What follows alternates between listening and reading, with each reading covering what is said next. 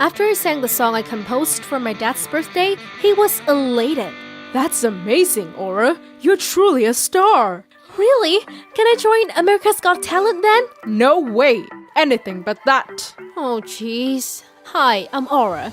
I'm 16 years old. I grew up with an extremely strict dad. With my love of music, I was able to compose my first songs on guitar when I was 10, but for some reason, Dad always forbade me from participating in big TV shows. I ran up to his room and begged with tears in my eyes. But why can't I? Look at those celebs who got famous too young. Amy Winehouse, Lindsay Lohan, Rebecca Black, they all suffered a lot. I only want the best for you. No, my talent can't grow because of you! I angrily ran back to my room. One day, I got a letter. It was a ticket to my ex-bandmate Rena's show. She left the band last year to take part in a talent show in LA and quickly became famous. Rena was going to have her own live show, which I always dreamed of. Come to my show. I hope to see you there. I secretly went to her show without my dad knowing. Seeing her burn bright like a star on the stage, I was filled with sadness and envy.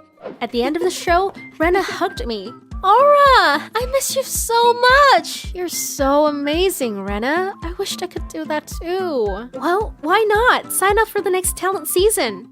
You know my dad. He's against it. Come on, Aura. You're talented. Go for it. Don't let him know. I'll support you.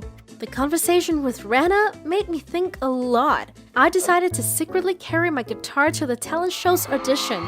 Surprisingly, my self-composed song became a hit. I went straight to the next round. Since the show was aired during dinner time, I turned on the TV and told Dad, I have a surprise for you. On the TV, I was being interviewed after the audition. I was saying confidently, Hi, Dad. I'm going to prove to you that being famous early isn't scary. I went straight to the next round and everyone said I was brilliant. Dad was shocked. He banged on the table and yelled, Did you join that talent show? Damn it! Is it broadcast everywhere? Will people know about you? What to do now? Oh no! Contrast to his panic, I replied excitedly, Yeah, this show is broadcast all over the world. It's on YouTube, see? You should be proud of me. No, you will be in danger because of this! Dad grabbed my arm and dragged me into my room, locking the door. Dad, open it! I'll contact them to take down the video of your audition.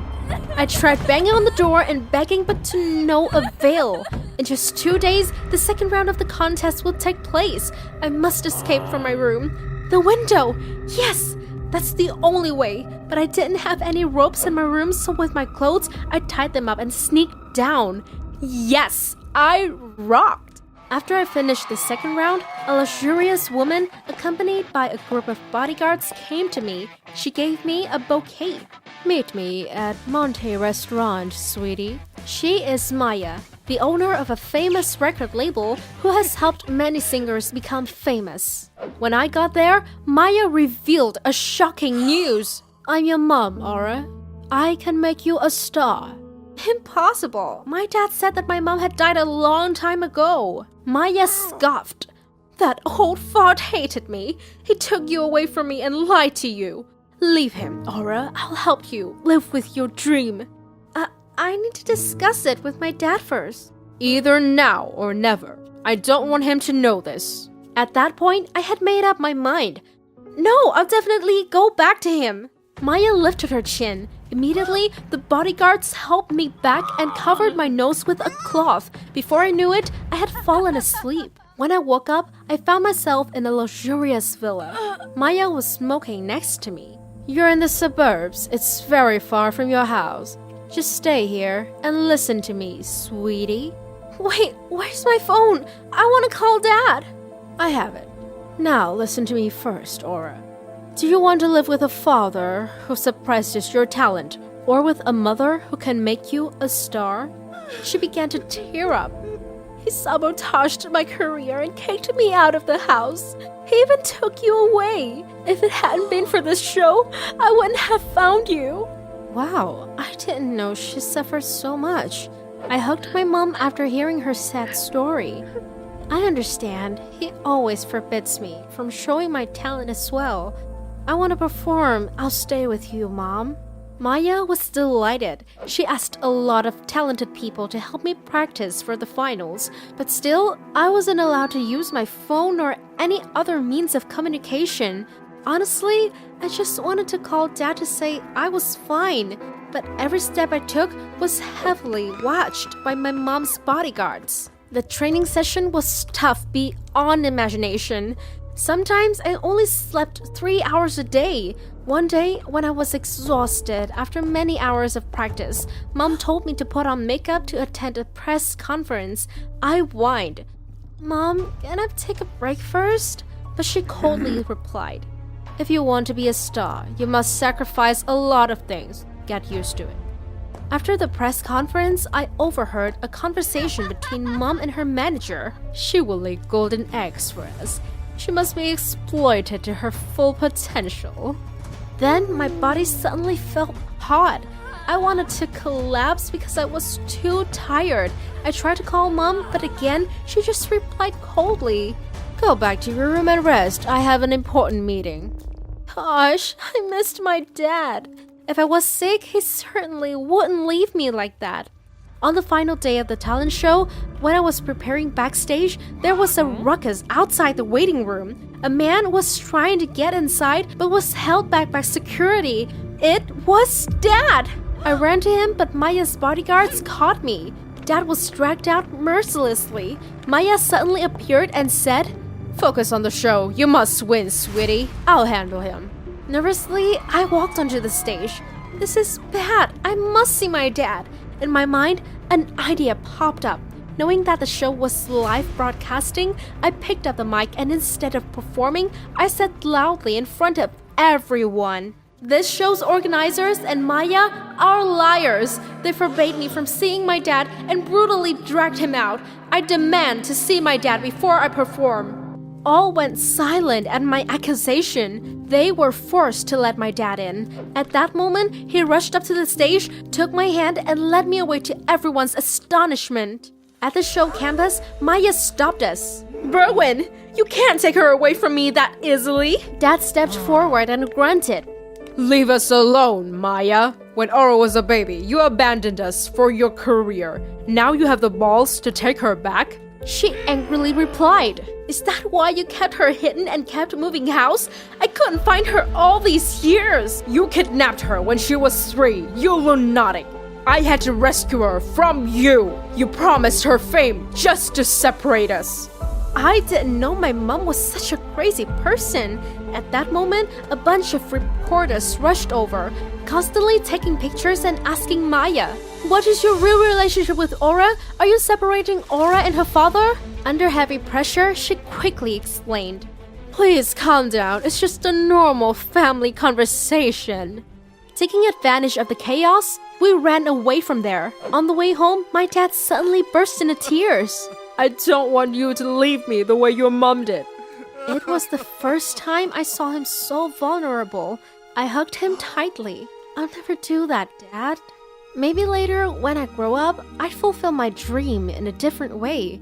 Maybe I'd meet Maya again. There were still too many things I needed to ask, but I'd always be by my dad's side, no matter what. Edna, if you want to use anything in this house, you have to do something to pay for it. Wipe the toilet and we'll turn on the water for you. Want to use the sofa? Clean the house. You think it's a scene from Cinderella? No, that's my life. But yeah, same difference. I'm Edna, 15 years old. My mom died when I was a baby due to an illness. Not long after, my dad married a new wife, Savia, who also has a daughter named Doris. Savia was always kind to me, but only in front of my dad. Without him in sight, she treated me cold and harshly. After a tragic accident took my dad away, my life literally went to hell. After my dad died, Savia and Doris treated me horribly. They didn't even let me use anything in the house. One day, while I was washing my hands in the faucet, Savia suddenly turned it off. Edna, If you want to use anything in this house, you have to do something to pay for it. But this is my dad's house. You ungrateful brat! I have to raise you after your dad died. It cost me a fortune. You have to pay me. That's so absurd. Oh yeah? If you don't want to do chores, pay me with money. After that day, if I wanted to use the faucet, I had to wash all the dishes. They even turned off the water in the bathroom every time I took a shower, then threw a pile of brooms inside. Wipe the toilet and we'll turn on the water for you. Once, when I was about to sit on the sofa for movie time, Savia stopped me. Want to use the sofa? Clean the house. Jeez, without money, I had no choice but to obey her. Depressed, I took my beloved guitar to a park and sang my heart out. Suddenly, there was an applause as a bright man approached me. Excellent. You're exactly who I need. You are? I'm Ken, the owner of Symphony Restaurant. I'm looking for a guitarist who can play nightly at my restaurant to bring in a romantic atmosphere. What do you think? Of course, I immediately agreed. Thanks to it, I gradually got more income and my life at home became easier. Edna, are you gonna use the toilet? Have you scrubbed it? I pulled out a few dollars and shoved it into Savia's hand, grating my teeth. Is it enough? Her greedy eyes lit up. Wow. Where did you get this money? Did you steal it? Give it to me. What the hell? That's nonsense! She took the rest of my money and said that as long as I lived in her house, I must obey her. I screamed sharply. When I earn enough money, I will move out of this hellhole. Savia and Doris began to get curious about how I was earning money, so they started following me. One day, when I came back from school, I found my guitar smashed to pieces as Doris stood at the door. Now you can never get out of here. You'll be a slave for us for the rest of your life. Extremely angry, I rushed to shove her. At that moment, Savia returned. She pushed me away and cursed me terribly. Without a guitar to perform, I had to quit my job at the restaurant and continue to endure the hellish life with those evil people. One day, I received a fateful call. Hi, I'm Evan, a music producer. I once went to the Symphony Restaurant to listen to your song. I want to buy the copyright of that song for $15,000. Also, would you like to work with me at my music studio? Did I hear that right? Oh my god! After selling the rights to the song I composed, I immediately left the house in the anger of Savia and Doris. I rented a small apartment near the city center and used the money to buy a new guitar to continue composing. But my peaceful life didn't last long when suddenly... Savia? Doris? What are you two doing here? Savia looked at me with pleading eyes as she began to cry. My dear Edna, can you let me and Doris stay here?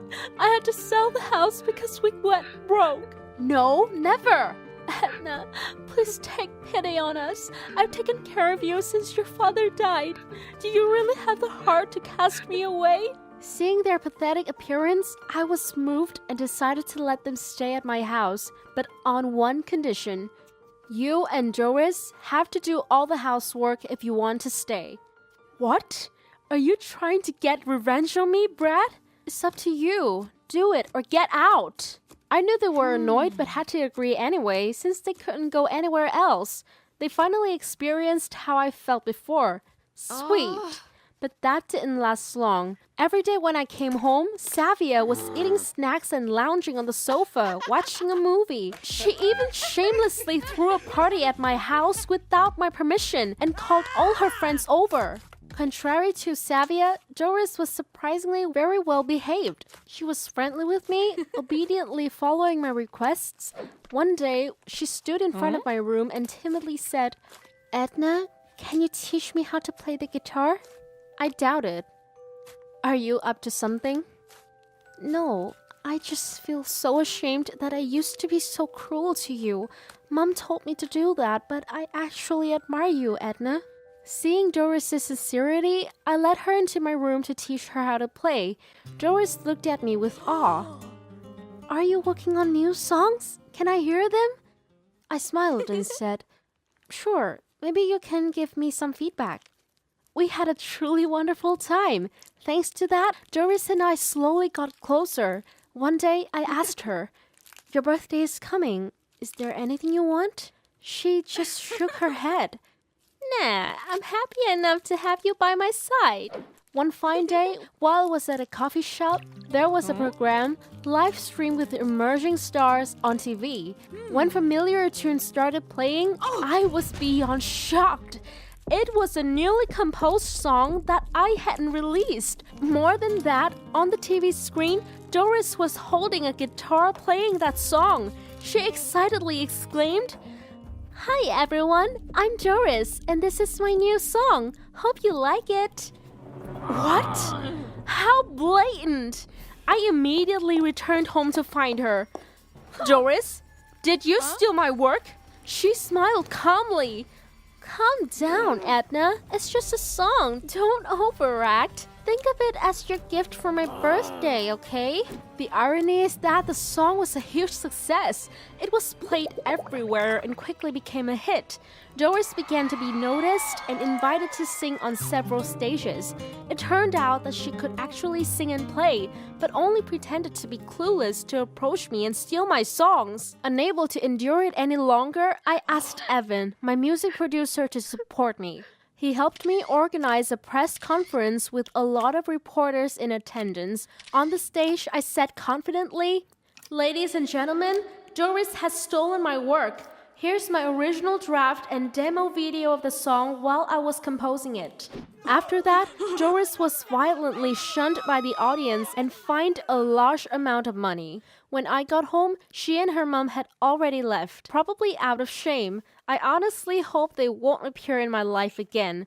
Now I'm very successful in my music career. Cinderella in fairy tales may need the help of her fairy mother, but I can find happiness on my own. Nothing is impossible for me.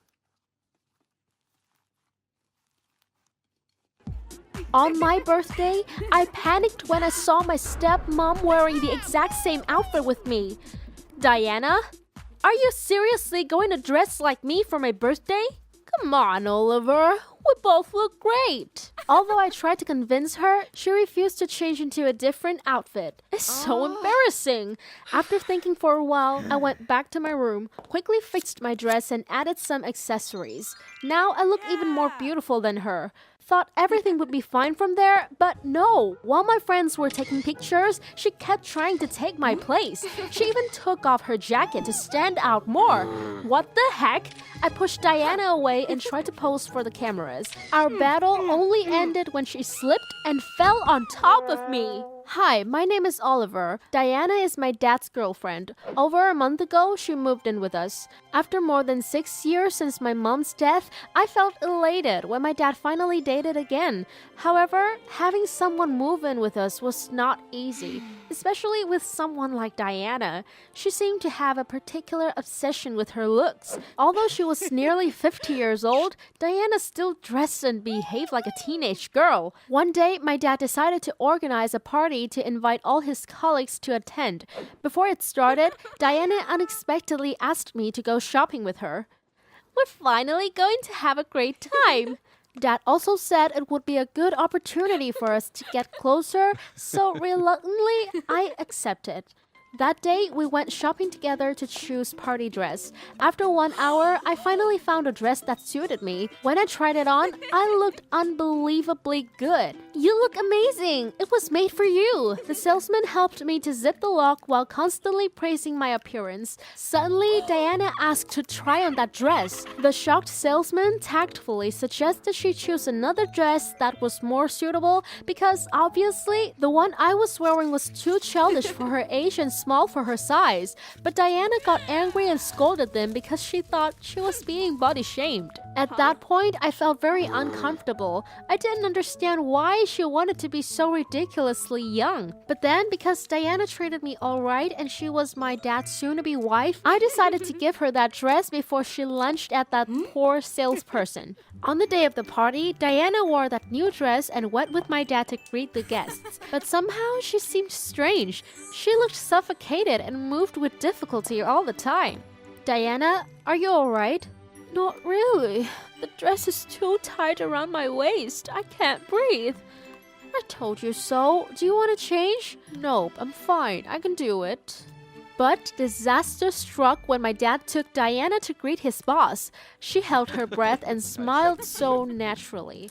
But because my dad and his boss talked way too long, Diana couldn't hold it anymore. She let out a big breath, causing the button on her stomach to snap out. It shot the wine glass, then flew to the chandelier, hit the vase, then flew right into the boss's eyes, sending him falling on his back. Needless to say, he was furious. He covered his dark eye with his hand and left immediately. My dad was very angry and embarrassed by what Diana did. He scolded her so harshly that Diana burst into tears and rushed to her room. Seeing her so sad, I felt very pitiful for her. I decided to pull Dad to her room to help them make up. Diana, I'm so sorry for what happened to you, but I don't understand why you keep trying to make yourself look like a young girl. In tears, my stepmom began to confess. Turns out her previous marriage was ruined because her ex-husband called her old and boring. That's why, when she began to go out with my dad, she tried desperately to dress younger. When she saw that I had a good taste in fashion and was admired by everyone, she tried to imitate me. I just want to be loved. I'm sorry if it caused trouble for everyone. After knowing the truth, Dad and I comforted Diana and advised her to be more confident. We love Diana for who she is, not because of her looks. Diana was so happy to hear that. She gradually became more confident and no longer tried to dress like young girls. I'm glad things are getting better now. Better now. Better now.